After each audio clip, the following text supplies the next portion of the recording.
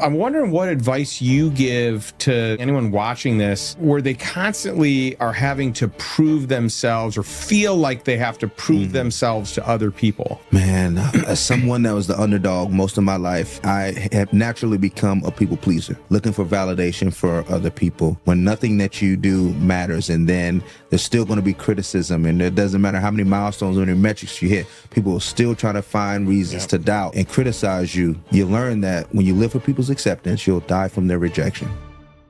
Well, what's up, Justin? Good having you here. Glad you made it. Glad to be here. Thanks for having me. Yeah, glad you're coming in town. And by the way, it's nice that you can kind of double dip. It's fun that you get a chance to celebrate your wife's birthday, but we get a chance to hang out, do some podcasting. We've been talking about it for a while, so now it's official. We're here now. Yes. Let's go. Well, it's been a real privilege and an honor to get to know you and to become friends here over the years. And it's also been really fun watching you as you've grown and scaled your company and watched you in two different, fields of career. Yeah. Like your career path has changed dramatically. Sure. And so I want to get into it because, I know a lot of pro athletes and former pro athletes. So especially with the work that we do, helping people become, a lot more educated on the financial side, on the investment side, on the asset allocation side. Sure. But you've done it beautifully. And I feel like a lot of athletes really stumble in that transition and have a hard time figuring out like where, what's next? Where am I going to go? And I feel like you kind of had some plans ahead of time, didn't you? You were transitioning before it was official, right? Right. So I started my business while I was playing in the NFL, started around my third year in the NFL. I was fired within my first 2 seasons twice. Wow. So I started to think about what I wanted to do next. And we always had the joke inside the locker room that the NFL always stood for not for long. So what was I going to do? That's true, right? Yeah. What was I going to do? The average career for an NFL player is 3.3 years. So, yeah. And I imagine maybe it's even less for a running back who gets a lot of wear and tear. For sure. That was you. Highly transactional position. Yeah. Right? Just go in and out. 7 teams, 9 years, something like that, right? That is right. That is it. So I was bouncing around a lot, and I wanted to invest in my future, and I wanted to have a smooth transition. Once I was done playing, I had seen the Sports Illustrated article that said that 80% of NFL players was either bankrupt, divorced, or depressed. Wow. 2 years after playing the game, and I was like, I don't want to be in that statistic. I wanted more for myself, for my family. So I started a business, started speaking while playing, and when I retired, I hit the ground running. That's awesome. And by the way, I've heard you speak either 2 or 3 times, and you are a magnificent speaker. So to anyone like tuning in that's like, hey, we want a real good speaker, I want to throw your hat in the ring. Thank you. I appreciate it. It's been fun. No kidding. And I got a chance to hear you again just at the pro athlete community in Scottsdale here, a couple months ago? Yeah. No, that was awesome, man. I was a part of that organization when it first started. It was in just like a little boardroom, and we were up in New York. And to see this thing blossom and grow it was like hundreds of athletes, investors and entrepreneurs that were there in the building. I think it was 800 people. Yeah, right? I mean that's a big, huge cast. I was thinking about it started like around 20 or 30, and then to 800 people is pretty ridiculous. Well, I love it. Well, I love what they're doing. I'm actually interviewing Chip on the podcast this week, and I'm I invested, so I'm part of their advisory council, and just thrilled about the work that they're doing. I'm actually interviewing Devin McCourty this week as well. Great, D-Mac. I mean, both of the twins are awesome. They're so you got some high quality interviews coming in. It's I don't know why you're selling for me. Like you got these guys coming in. You're running circles around everyone on the speaking circuit, so I'm gonna give you that. Man, I appreciate it. And really, like your story, though, like you personify so much in the mindset game that I want to get into, right? So part of why I'm so excited about you is you've taken this skill set from the NFL, where most people don't take that skill set and apply it to business. You've done that, and so I'm excited to talk to you, kind of about like change, what that looks like, persecution. People, you kind of got slaughtered at every stage of the game with a lot of people saying you couldn't make it, right? And then I want to certainly get into mental toughness because I think that's, really where you shine at the highest level. Sure. No, happy to dig in. Yeah, we're going to have some fun. So let's talk about change here and navigating uncertainty. You navigated a ton of uncertainty and throughout your career, you had constant change, many different teams. And I even remember back when you were playing in college, you were at Cal. And by the way, there was an all-star lineup of players that went pro that were in your class that you were playing behind even in the beginning there too. Sure. Right. Yep. So you had some change there. But, as we think about that and we think about how you reinvented yourself as a CEO of a brand that has really taken off, it's more of a household name at this point. I want to kind of like look back to, maybe some of the most challenging transitional moments in your career. So what did those teach you? How did you learn to handle and adapt to change? Well, what I found in my career as an athlete and also as an entrepreneur is that most people are resistant towards change. Right. The uncertainty that comes with it, the growing pains that come with it, we're resistant towards it. But I believe if we have the right heart, the mind, and purpose behind change, then that resistant change can turn into empowered change.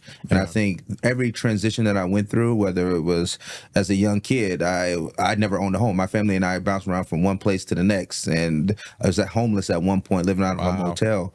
And throughout those courses of bits of change, I was like, how can I learn from this? How can I grow? How can I use this as fuel to help me get to where I want to go to? Yeah. And when I went through so much change as a high school athlete, moving from Florida to Texas, and then going from Texas to California to go to college, playing behind J.J. Arrington, who was a 2,000-yard rusher my freshman year, then Marshawn Lynch, who came in the same class, playing behind him the next 2 years, and then me sharing the load with Javid Best my senior year, who was also a first-round draft pick.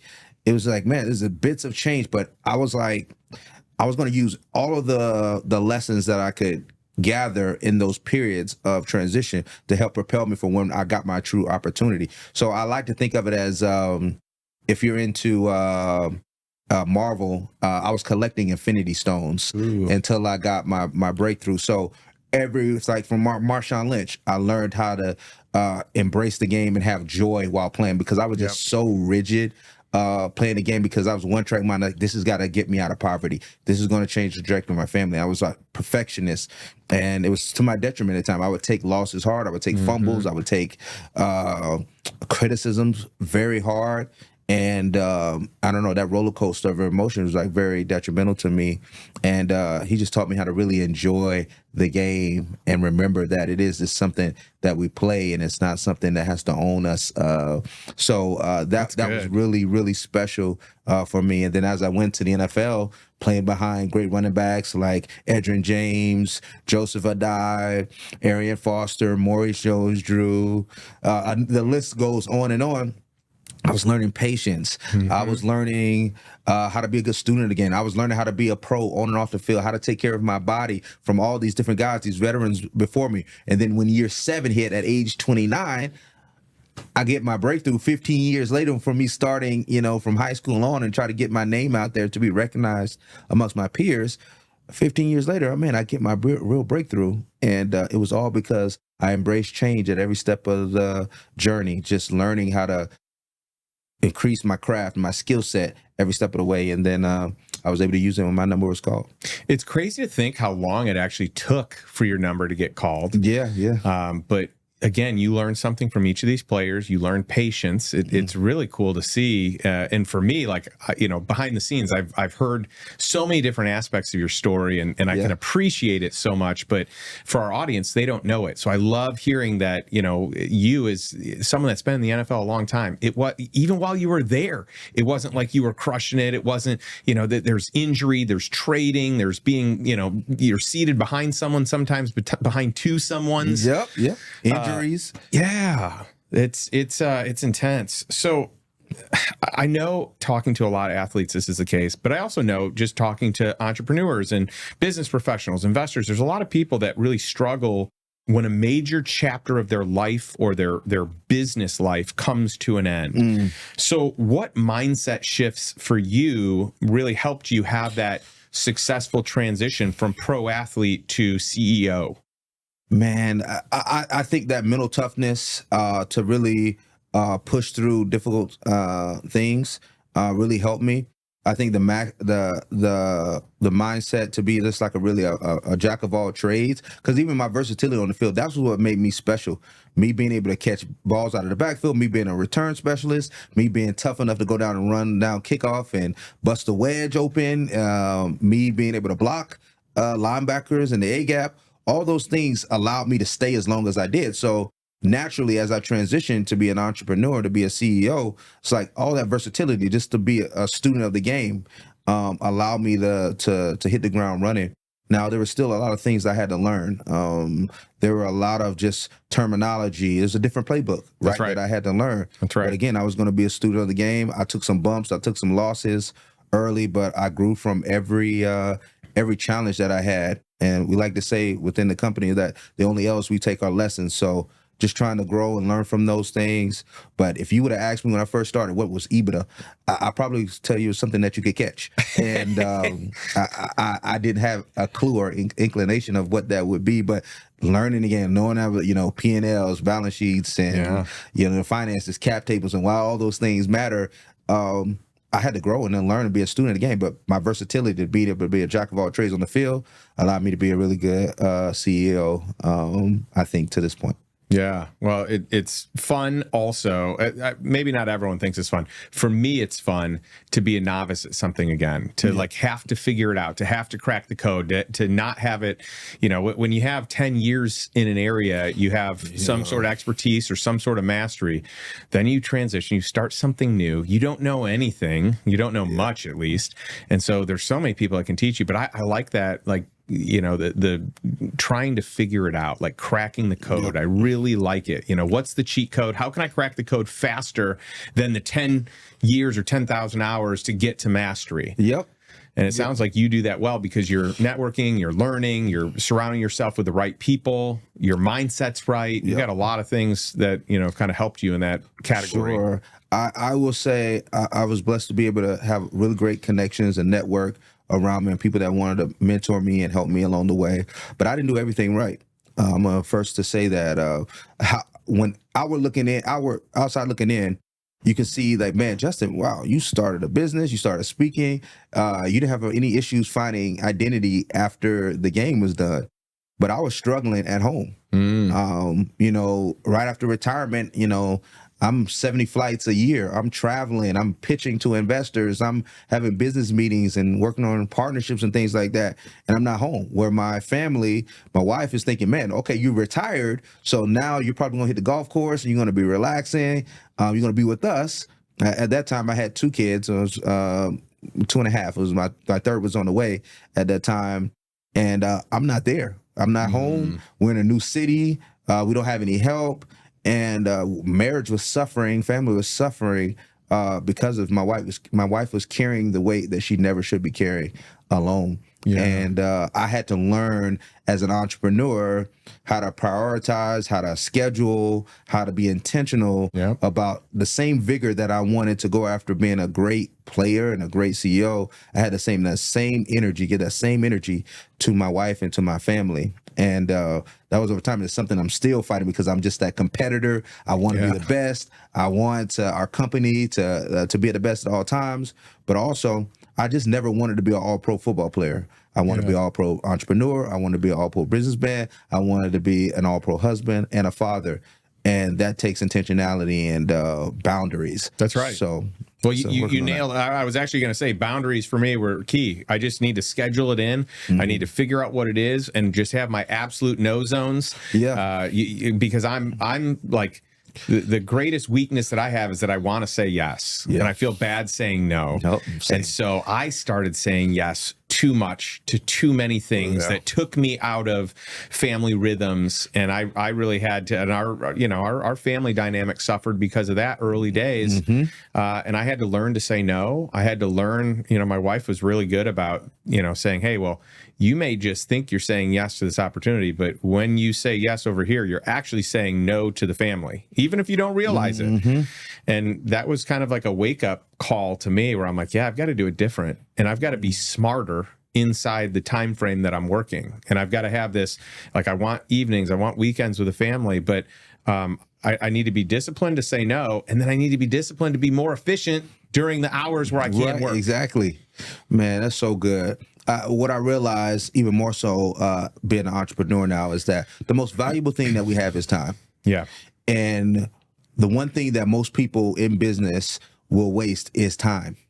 And people will try to waste your time with meetings, dinners, lunch, with empty promises of, some things that, may could happen. And I just realized that, man, not everyone can take my time. Right. Right. I want to be open. I want to meet with everyone, but they just can't have that amount of access. If I want to be efficient, if I want to be at my very best at home and in the workplace, not everybody can have the time. So I have to be able to delegate. I have to be able to make sure that I have great time management skills and being efficient with what I have, so my family can make sure that at least I should say I'm giving the most to those that say that mean the most to me. That's right. That's awesome. I love that. I love that we could get into that. I want to talk a little bit about persecution and the naysayers and just, the haters. Yes, the haters. And there are a lot of them. There are tons of them. And, I've learned a lot about this over the years. But, for you, would you say there are a lot of people that tune into our show who are entrepreneurs, who are W-2 employees, many of which have climbed up the ladder quite a ways. There are investors. We actually have a decent number of stay-at-home wives and working women that tune in as well. Sure. And sometimes it's funny how people who join our mastermind ultimately heard about it. They may have heard it through their wife who is listening to it and said, "Hey, you should check this out and join." That's awesome. So we have quite a spread of people. And so I'm wondering what advice you give to anyone listening, anyone watching this, that where they constantly are having to prove themselves or feel like they have to prove themselves to other people. Man, as someone that was the underdog most of my life, I have naturally become a people pleaser. Yeah. Looking for validation for other people.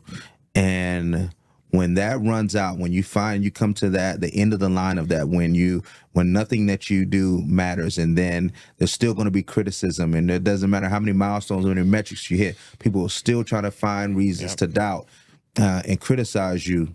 You learn that when you live for people's acceptance, you'll die from their rejection.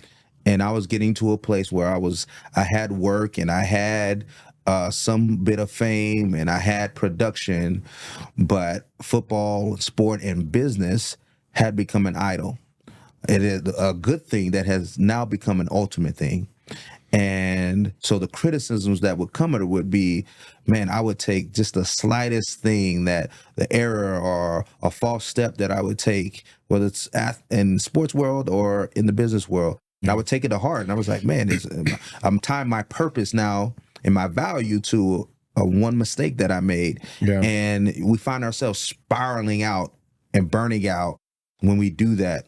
So I would say, man, just find your purpose and something higher and something greater. For me, it was my faith. Yeah. It was something I had to come back to really just say, man, God, who do you say I am?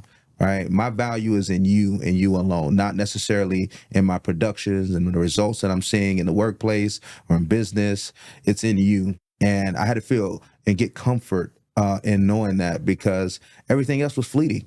Everything else, you can get caught in the cycle of, man, this person doesn't like me. There's always something like, man, Justin, once upon in my life, man, it was, Justin, you're not big enough, you're not strong enough, you're not fast enough. Now in business, and like, man, Justin, you're not old enough, you don't have the right experience, you don't have the right financial backing or know-how or know-it-all. And man, there's always going to be something out there. So if you are constantly trying to find validation from someone else, you're going to find that, man, that is a slippery slope. that's going to lead you to nowhere and devastation. And emotionally, it was taking a drain on me, and it got me to a place where I just had to surrender it all to God and just like, man, God, I just want to be what you've called me to be and do what you've called me to do, and hopefully be the best at it and have impact doing it. And I think that's what we got to get to, because for a long time, that motivation of doubt and critics from the outside would motivate me to get that chip on my shoulder to help propel me forward. But I think I got to the point where my biggest hater actually was the man in the mirror. The person that was criticizing me the most was the man in the mirror when I wake up in the morning. Man, Justin, you're not as far as you should be. Yep. Justin, you shouldn't be in these rooms. You shouldn't be, like, you don't have the academics, the degrees to be in these rooms with other people. And I was like, man, that's not the truth. Like, I had to speak truth to the criticism that I was giving to myself. That's not the truth. Yeah. I may not have all those things, but that doesn't mean I don't belong in a room. That's right. So that's right. That's your story's beautiful, and I love that you were able to right size where your faith was, because I do think for most people there's this hierarchy of it's your value set, what you value most, and I think most people's is out of whack, and so that's where you see for people, some people have a hard time. If you value, money and success and fame above all else, maybe you get there, maybe you don't, but you're going to ruin a lot of relationships along the way. And those things are going to start to own you, right? Yeah, versus exactly. you owning them, right? Like your possessions own you, your idols or what you're chasing owns you versus the other way around. And so I love that, you prioritize your faith first, then your family, then from there, probably close friends, business, all that. Yep. And it's in the right order.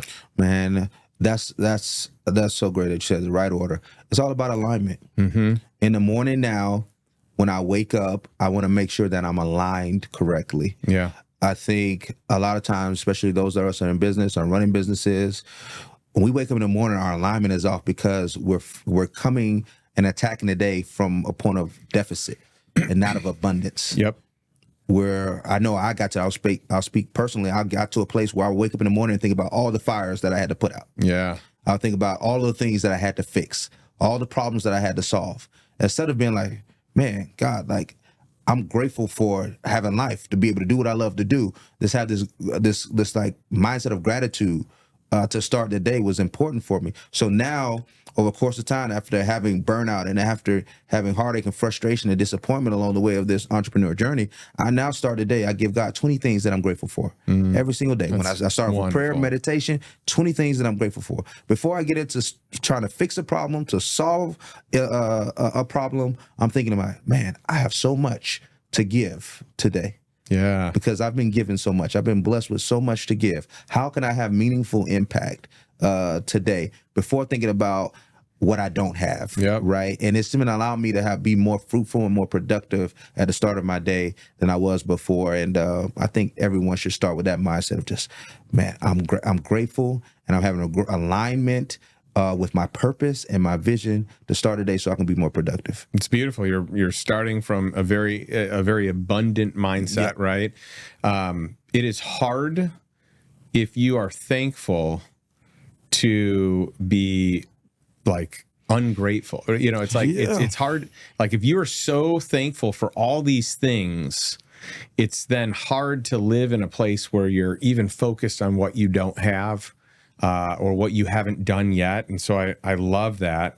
I also want to get into mental toughness, because I think this is, I've got my group of friends that are pro athletes, many of which, are NFL players. I've got this other group of friends over here that have served, many of which Navy SEALs or Rangers or, highest, level inside of their group.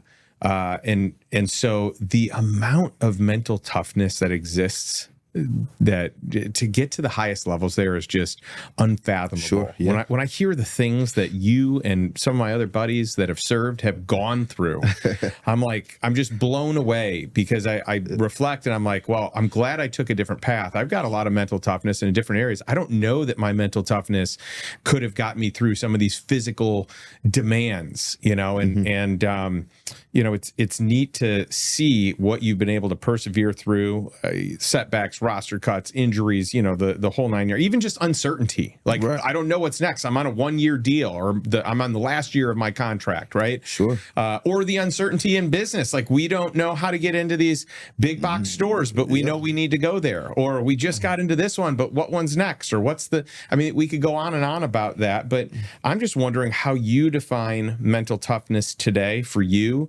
and how that definition has evolved from being a running back in the NFL to being a CEO of Hustle Clean.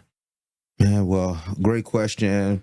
I think mental toughness or mental fortitude is the ability to embrace and push through hard things. And that is true not only for an athlete, but for anyone. For me as a CEO, entrepreneur, I think the work that I did as an athlete prepared me to do the work that I'm doing as a CEO now. I was constantly in positions where I had to do hard things. I was constantly in positions where there was great uncertainty. Right. I was at the bottom of the roster, so any year I could be cut. I mean, I was cut 7 times. I was fired 7 times throughout the course of 9 years, right? So there's tons of just like waking up not knowing if I'm going to be able to, or how much runway I was going to be able to provide for my family, or if I was going to have to pivot to something else. There were constant in-game moments that if I take one step the wrong way, I don't make the team. Wow. Take one step the other way, I make the team, and my future is a lot different, right? So I was in these high-pressured situations. I was just telling this story the other day. I remember my third preseason game, and notorious in the NFL when we had 4 preseason games, true preseason games. That third preseason game is when the rookies and the undrafted free agent guys, on the bubble guys, they play the most on that game. So that's your time to shine. And I'm playing a lot of special teams, of course, in that first season and in that preseason. And I'm what is known as a PP, which is kind of the quarterback on the punt team. So you got your punter. I'm the one that's making the calls to make the directional blocking call for the line, to know where to go, where the threats are. I'm the guy making that call. And I remember that first second punt of the game, I made the wrong call, and I get a punt blocked. So the worst sounds that you want to hear as a PP, a personal protector, is what the position is called. The worst sound you want to hear is a doop-doop. So that means the ball was kicked, and then another hand came in and blocked the ball.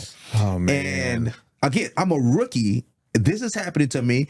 I'm the 7th round draft pick, and I'm doing well in training camp, but high pressure situation. I got a decision to make. Justin, I could think, man, Justin, this is over. Like, you just gave up a punt. You had your opportunity. They're trying to get you in the game to see what you could do. You can go now and think, and just go to the sideline and just sulk. Yeah. And then the other decision is like, man, I got to go figure this thing out. Yeah, I got to go find a way to make this right. And my back was against the wall, fight or flight scenario. I'm a fighter at the end of the day by nature. And so I just clawed my way back. Ended up that game, I broke the franchise record for rushing, for total yards in a game. Wow. Kick returning, rushing, receiving in that game. I think it had over 230 maybe some yards, all-purpose yards in a preseason game, which is crazy. But in that moment, I had a decision to make. Was I going to give in, or was I going to make excuses, or was I going to make a move to help better myself in my position? I chose the latter, and that kind of pressure, high pressure situation, that mental fortitude and toughness, constantly being in those moments, and I would see those on later on in my career, allowed me to be in a CEO. Like, man, Justin, you failed on Shark Tank.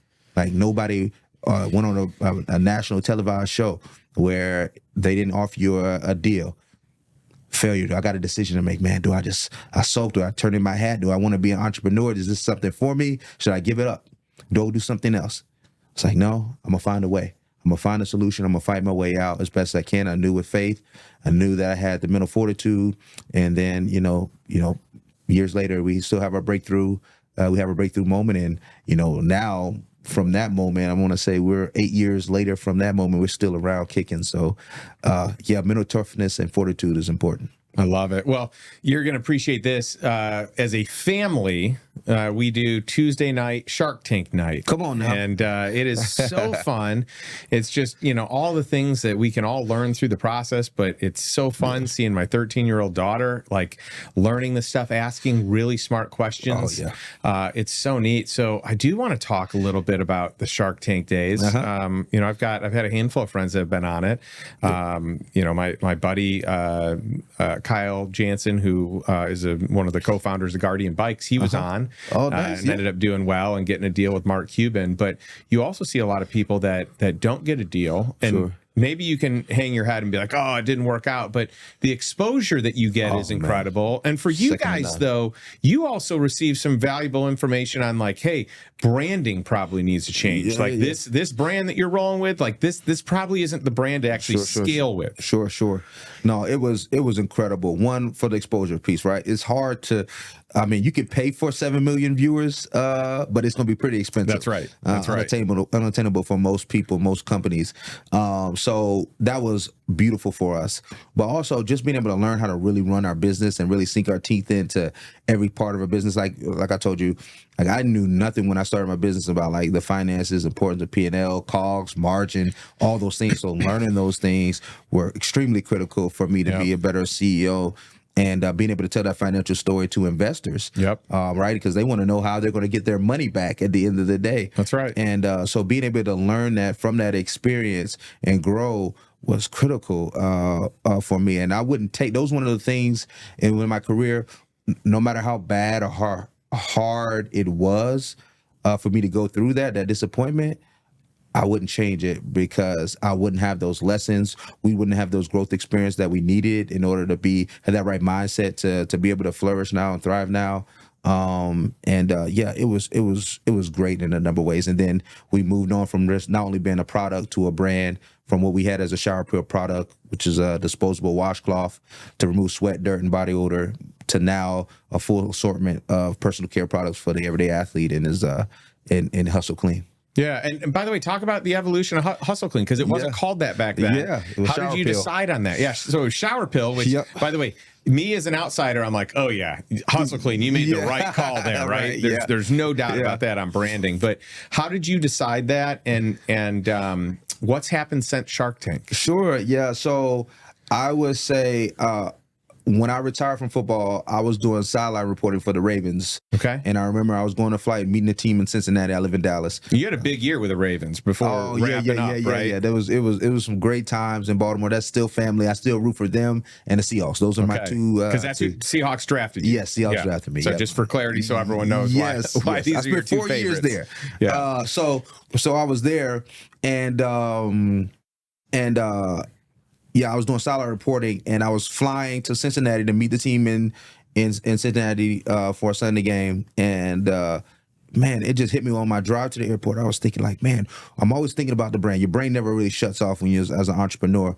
And I was thinking about where we were as a company and how we could really scale this thing, and thinking about names. And I thought to myself, like, we were really at this cool intersection between hustle and hygiene. Yeah. And I wanted to be at that intersection to meet the customer, that everyday athlete, where they were, and provide like really a assortment of care that helped them do more and be more without compromise. And hustle, hygiene, hustle, clean, because we knew clean not only as being able to clean yourself, but to live clean, to be clean. Mm-hmm. Had a number of just like really connotations that we were okay with as a brand, that were scalable. Yeah. Clean brand, right? Because it could go into nutrition, it could go to hygiene, it could whole number of it. They just opened us up to a lot. And that's literally how it came about. Shared it with my team. They loved it. And like I want to say maybe we started working on what that transition would look like and how we could help our customers move along with us. And maybe a year and a half, 2 years later, we made the move. That's awesome. And how long did it take you from starting the company to actually get into some big box retailers? Oh, man. Because I know you were working really hard on that early day. I mean, I remember actually, like, hearing some of your struggles through that before you, got access, before they said, hey, we'd love to have you. Man, we pitched Safeway, which is a grocery store on the West Coast, QFC, a number of big box retailers, REI at the time, just said, no, it's not the time. And we kept going. And eventually, I'm going to say 2018, after I had retired, the Super Bowl was in Minneapolis. And I go to every Super Bowl for Radio Row marketing purposes to showcase what we're doing with the brand. Well, that's awesome. What a good gig. That's so cool. So it was really cool for me to do that every year, to use Radio Row. But I was like, man, I'm not going to go to Minneapolis in February. It's going to be freezing cold. And then I got an email from the NFL Players Association saying, we're going to do a tour of Target, because that's the headquarters that's awesome. of Target. And I remember it was like a week out. I had some friends that stayed up there. All the hotels were like booked or crazy expensive. I mean, like the Ramada Inn was like $600 a night.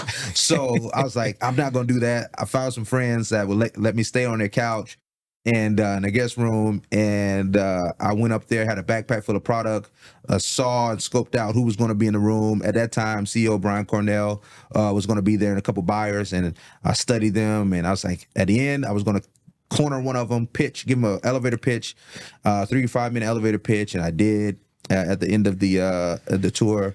And they were like, I like this. And a couple weeks later, they put me in touch with another buyer. They ended up getting us into test stores, or maybe 300 stores.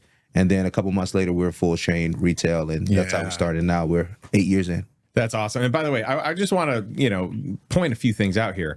That was a relationship move. You did your homework. You studied up on these guys that you were going to be talking to. So you learned a little bit about them, some of their background, probably had some, nice intro conversation with them. And then you knew that you were going to pitch, and you knew that it probably had to be a fast pitch. But it's interesting to see, like, you could have just called them. I mean, I don't know if they were on your list originally and got shut down, but it's like, this is the power of relationships. And this is the power of also perseverance. You just keep going after it. But this is why it makes sense to know people and to keep building that relationship, because you never know what door it's going to unlock. And I love that story for you. Man, I appreciate it. What I learned on this journey of entrepreneurship is that never go into a meeting ill prepared. Yeah. Right? Yep. No phone conversation, no meetings. Study up. Because when I was in the NFL, we had full books and binders of scouting report from whatever the linebackers, the safety, because I was on offense, linebacker, safety, defensive line, to like, I would go to a player's Facebook page to figure out like what the edge I could get from him. Like maybe he had some type of personality trait or something that I could pull at, that I could use on the field to get him off his game. And it's the same thing now as an entrepreneur. It's like, man, I have to be prepared. I got to study up. I got to go to the LinkedIn. I got to go to their Facebook or whatever to study to make sure that, man, maybe there's something that I can relate to them on. I found out in that meeting that Brian Cornell, he went to UCLA and he played sports, and then there was a tie-in. Awesome. There's something that I could use there. So I think that was a critical lesson for me. You were rewarded for your hard work. I love it. And by the way, to talk about like just the prepping, for game planning and all that, I think I watched a video on this where Peyton Manning, I guess, would study, the DN to the nth degree, and he would know all their wives' names, and he'd have plays called based on their wives' names. He'd be like, what? Did you?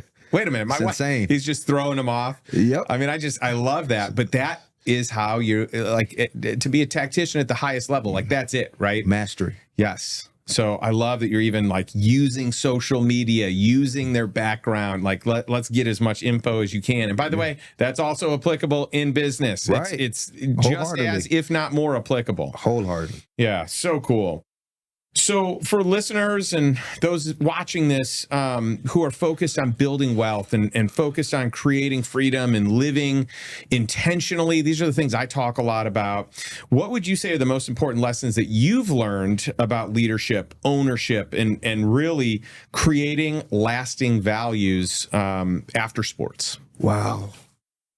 That's a lot. I'll attack it this way. I want to say those who want to lead must read, constantly being a student, growing. All the great leaders, all the great businessmen that I've ever been around, man, they are diligent about like studying their craft, their industry. Great readers. They're always having something, a new book that they're into, growing in a different way, and they're very curious. Yep. The great leaders that I've been around, the great entrepreneurs that I've been around, they're more curious about who you are and how you've become successful. Yep. They take all the light off of them, and they're just like humble and just like, man, what can I glean from you to be better at what I'm doing? Right. They're just like consistent students. And then I would say great leaders, they know the way, they show the way, and they go the way. Mm-hmm. So a leader must know his craft in his industry. If he's going to be dominant, he's going to excel and thrive. Student of the game forever, a life learner. He's got to know it so much that he can communicate it with his or her team. Yep. So he's got to be able to understand the information like the back of his hand, so he or she can share that information, communicate it properly where it can resonate with the team that they're above. And then you got to, at the end of the day, after you've talked the talk, after you've shared all the information, after you've gleaned all the information that you need, you must then go live it out. Yeah. Because none of the great leaders that I ever been around, they weren't just talkers. They actually lived it out. Like they were out on the front lines with you. And they felt like, I remember great Tony Dungy is one of the best coaches I've ever been around. He never, one of the best men, I would imagine, in general. Like he's just incredible. Salt of the earth, right? Yep. And the reason why people would run through a wall for him was because it never felt like you were a transactional piece. Mm-hmm. He was a guy that you walk past him in the hallway, he would acknowledge you. He would just say good morning, which was uncommon in our profession. Like there are people running in and out, going through the hallways throughout the day in the locker room, and they wouldn't even acknowledge you. Head down, just laser focused on what they have to go. Nope. He's like, how you doing, sir? How's your family doing? He'll sit down at the lunch table with you. And that bit of humility and the ability to be able to get down with his troops really resonated with me. And it's like, man, that's what a great leader is. And that's what he does. So I would say that as an entrepreneur, man, I would encourage entrepreneurs out there, those in our business, to be efficient, effective with your time. And just because you're busy doesn't mean you're being productive. That's good. A lot of people out there are taking the meetings, taking the flights, taking the calls, taking the lunch. All those things are great, right? But where are they getting you? Right. Are you actually moving the ball forward, or are you just spinning your wheels, just wasting money, wasting time, meeting a bunch of people or having great times connecting with people, but not really moving the ball forward for your business? You got to think about, like, man, again, we talked about earlier, time is the most valuable thing that you have. That's right. Make sure you use the most of it, make the most of it. And that's what I want to encourage the entrepreneurs and those that are trying to get into the space. It's like, man, don't be busy, be productive. That's good. Don't be busy, be productive, right? Yeah. And that even goes back to, I remember I did this exercise where I figured out what are the greatest income generating activities that I was doing in my business at that time, because I was wearing too many hats and I was doing too much. I needed to delegate. I wasn't exactly sure what I should delegate. It was hard even in the early days to delegate, period. Yeah. Right. Sure. So then you do too much and then you're not even good at all this, as good as you should be. So, but it made it really clear to me when I said, okay, well, what's, if we use Pareto's principle, like what are the top 20% of activities that produce 80% of the profit or the revenue? Yeah. And so that exercise was so helpful for me, where it's like, oh, well, I don't need to be spending all this time doing all these things. I actually need to be spending more time doing these items, this, top 20% of work that's producing almost everything. Delegate everything else out. And how do I spend even more hours in that? Yeah. And I think it also goes back to alignment, to what do you feel like God is giving you to accomplish in this season of life, with this work that you have, with this business that you have? Like, everything is permissible, but not everything is beneficial. Right. Like, I had to, because I'm speaking, I'm running a business, I coach, I'm a father, a husband, all those things. Like, what are the things that are actually giving me life? And I had to look around at all the things I'm involved in. Like, what's are the things that God has blessed me with, these unique skills and abilities? Like, what is he giving me to go out to actually conquer and go after and accomplish in life?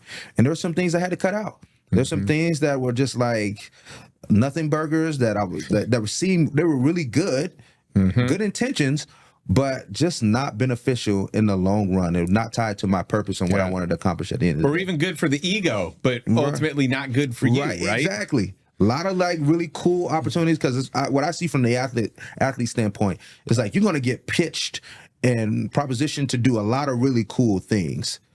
But the best word that you're going to learn how to say and give out is that no. That boundary of just like, no, I have something that I'm going after. Like, I have a value, I have a goal, I have a dream that I'm going after, something that has been divinely given that I have to go after and pursue. And that's going to take me away from it. And though it's good and it's awesome and it may put my name in lights, but it's not moving me closer towards my purpose. And for me, that's a no. Oh, it's great. I think the more clarity that we all, anyone tuning in, the more clarity we can get around what falls in the no box versus what falls in the yes box, like that, like, how do we say no more frequently? And how do we get so clear on what the yeses are that it's a slam dunk when that opportunity shows up, right? And we're not too busy to even recognize it or to get offered it, right? Yep. I mean, I'm learning this. I'm part of this group called 100X Forum, and be a really cool group for you to check out at some point too. Lloyd Reeb is he was partnered with Bob Buford, who started the Halftime Institute and wrote the book Halftime. Wow. Just incredible. And so I've been working with him, and he's all about getting so much clarity in your purpose. What are your God-given talents and gifts? Like, how can you utilize your platform and your skills to have the biggest voice to do the greatest good in the world? Yeah. And how can you be so clear that the yeses are obvious, but everything else becomes a no? Yeah. And that's been really good work for me. That's awesome. No, that's good. I got to check that out for sure. That's all I get at the end of the day. If I was to die tomorrow, God forbid, but I want to make sure that I'm going all out 100 miles per hour into the things that God has called me to do and what he's called me to be. And if that's, being an entrepreneur, if that's coaching, if that's speaking, whatever it is, I just want to be going 100 miles per hour that way. Yeah. Because one of the things that I think what trips us up as competitive, as ambitious people is we get too consumed with speed. When it's not necessarily about speed, it's more about direction. That's good. Just because someone else got to the place that you want to get to first doesn't mean that nullifies your spot. Right. You just want to be headed in the right direction. And I just pray that everyone that listens to this podcast and everyone that is pursuing something great is that they're just headed in the right direction. And that's all God is just calling us to do. It's not about speed, right? So I think that's a message that I'm continuing to tell myself as things are happening in social media and LinkedIn. You get caught off with the Forbes 40 and all these great things that are people, are their accolades and accomplishments are being broadcasted. You get kind of like, man, am I doing the right things? And just like, man, as long as you're heading in the right direction, don't worry about the results. Embrace the process. That's so good. Well, I was thinking about what would be a great question to wrap things up. Like, that was it. Like, you knocked it out of the park with that. Awesome. What I'd love to do is just find out where our audience can learn more about you and learn more about Hustle Clean. Sure. Well, you can go any other Instagram, social media channels, platforms, J Forsett or at Hustle Clean. You'll find us there. TikTok shop, if you will, or Amazon. We're there. Target, every single store, number of retail gyms throughout the country. You'll be able to find us. And then for speaking, justinforssettspeaks.com, you'll be able to find me if you want me out for your event or offsite. That's so good. I've got to ask it. I was like, I don't want to end the episode without asking this. Like, what's your plan and vision for the future? Like, where do you see Hustle Clean 5, 10, 15 years from now? Man, well, one, hopefully still in alignment right? For me, I want to create and grow this brand where it's not only just a household name globally, but I also want to have an impact in the world that is when people see us, they say, this is not just an athlete ran business, but this is a Christ-centered business. And I know we wrestle with spirituality and the marketplace and what that looks like, but I believe the new wave of evangelism is going to come through the marketplace. Yeah. And I feel like the marketplace is way more open now to faith, to spirituality than it's ever been before. Totally agree. And I want Hustle Clean to be a part of that movement that says, hey, if there is a place or culture where I want to work when I feel loved, that's going to embody the principles and be the hands and feet of Jesus Christ, I want people to say, oh, man, Hustle Clean is a part of that movement. Well, I love it. Well, part of this 100X forum, I met all these incredible Christian entrepreneurs that have just blown my mind at what is possible. What like we had John Maxwell come in, and he is the best. But what was really interesting is he said, "Hey, I just picked a net worth number, and instead of the goalpost moving every time I hit it, I said that's it, and I'm just going to give everything above that every single year." Wow! And it was such a great unlock for me. And then we learned from Terry Looper, and we learned from David Weekley. Okay. And these guys for 35 years have been giving over 50%, have been giving 50% of their business profits away, to charitable kingdom work. And it's so cool to see that. I know I had David Green, founder of Hobby Lobby on my podcast. And Oklahoma. Yeah. I think since 1973, he's been giving 50% of his profits there away. I mean, they now give well over $1 billion away every single year. It's like the impact that's possible. Like I am so glad I'm being exposed there. I am still playing a much smaller game than that, but it inspires me to get to their level and figure out like how can I move from being generous to radically generous? Yeah, I love that. It's powerful. Yeah, that's awesome. That's a great challenge too. Yeah. How can we all become more radically generous? Yeah. Well, Justin, it's been a pleasure having you on the show. Thanks for coming into town. What a great excuse for us just to be able to hang out anyway. Man, yeah. God bless my wife. That's right. That's right. Thank you, Angie. We appreciate it. That's awesome. I love ending every episode with a question for our audience. So if you're watching this, if you're listening to this, what's one step you can take today to move towards financial freedom and really move towards living a life that you desire on your terms? Not a life by default, but a life by design. Thanks so much, and we'll check you next week.